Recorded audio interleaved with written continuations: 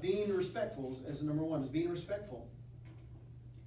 The second one is having someone that's trustworthy, that they can confide in and trust. And of course, number three is being a good listener. Being a good listener. And these peer mentorships are important because they can guide or navigate students through ups and downs and encourage them and give them principles, I guess you could say, for success, or point to success, or what success looks like. Okay, so yesterday I gave you a homework assignment talking about two deficiencies. Actually, we're just going to do one. One deficiency that you see in your classroom, or not just in your classroom, at our school, and how would you address it? What would your solution be to improve that deficiency? Anybody? I don't know if you can consider it a deficiency or not, but one thing that does tend to distract a lot of times from the learning environment is boyfriend-girlfriend relationships in the school. I think, especially in like middle school and lower high school, they still don't understand how to act between each other. So kind of they have all their focus on them and not on their schoolwork, not anything along those lines, and things suffer. I had some students this year that grades were lower because their minds were somewhere else. Okay, so how would we combat that? You guys can add in. How would we come? Because you're right. Because you can see students grades look pretty good, and all of a sudden they start going out with that special someone, and they start taking it, not all the time, but most cases start to drop, and that can be a problem for sure. So how would you say that we could combat that?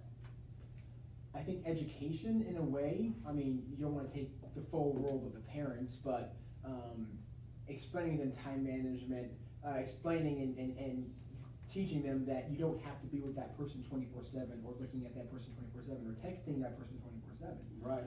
It happens so much that, but then the other side is that they feel like if they don't, then the other person might be upset with them, all the politics involved. Boundaries, there's definitely some boundaries that need to be put in place. Some sort of education in that way, and maturity. Yeah, education, educate them. Yeah. Maybe a session on that. Yeah.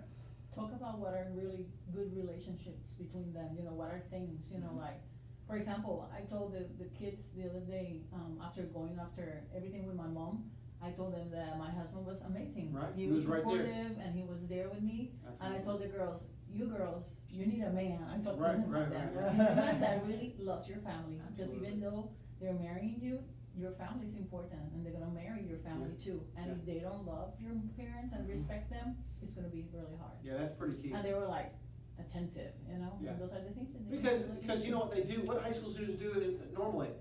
I like this person because they look good, or they make me laugh. Okay, that's great, that's nice. And I always say, the first one is, first of all, they should be a Christian, that's number one. That's usually, and when I ask them that in class, it's usually, well, I like this, I'm like, okay, that's great, but what about Christian or a believer or on their faith? And like, they're that. Are you sure? I think they are.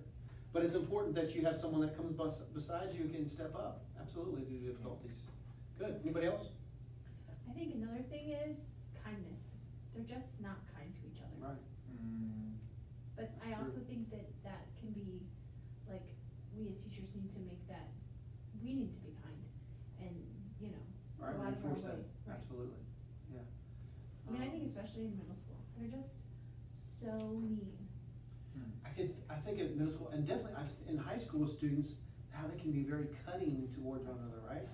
Yikes. Did you just say, oh, well, I was just joking about, I know, you say you were joking, but what came out of your mouth didn't sound too much like a joke, with that. I think along those lines, in a way we can help fix that is, one, obviously, as teachers, keep an ear out for listening and see when it's happening. But then also educating both sides. One side to knock it off, the other side to not let it get to them, and maybe educate them on the sin nature of man and how we're like that could help. And I think part of the education is to look past this. Okay, we're in high school, and most of the time, high school relationships don't turn into. And I told the students this real quick. I said, listen, the peers that you have right now, as seniors in high school, juniors in high school, or might be, most of the time, not all the time, most of the time, they're not gonna be your friends, not that you're gonna not like them, but you're gonna have a different set of friends in college. You might have a different set of friends when you move to a different state or with your spouse. At church, you're gonna have a totally different set of friends.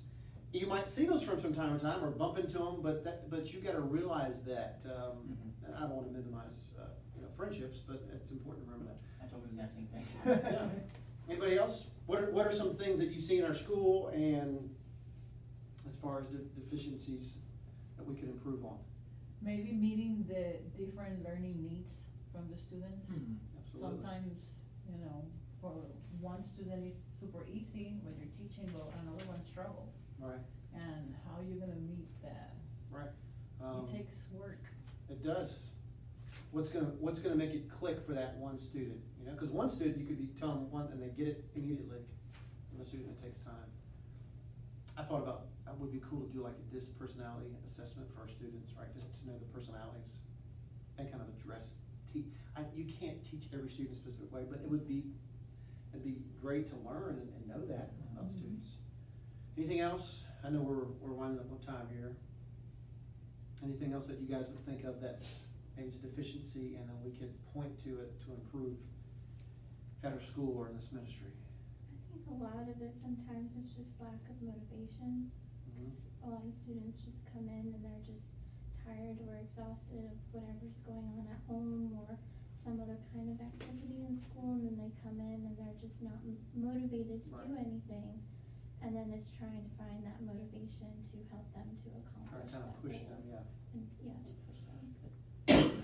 I guess find out what those hot buttons are to kind of motivate them, push them through the next step, or, cause listen, I think we would all agree, we can't say we were tired this last 9 weeks, but we would say that we could see, not just the seniors, but juniors and underclassmen, they were 3 weeks, 4 weeks before they were getting out, they were being done, right? We're gonna wrap things up for sure. Okay, do you have the quote? Yes. Okay.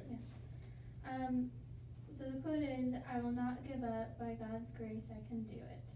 Okay, I will not give up. By God's grace, I can do it. That'd be cool. One of the students wrote that up there. Fear doesn't stand a chance when I stand in your love. But that would be kind of cool to have a quote like that. I stand in God's grace and I can do it. I put a Nike check by that. Well, I appreciate you guys coming and attending, and I think these are principles that we can take to our classrooms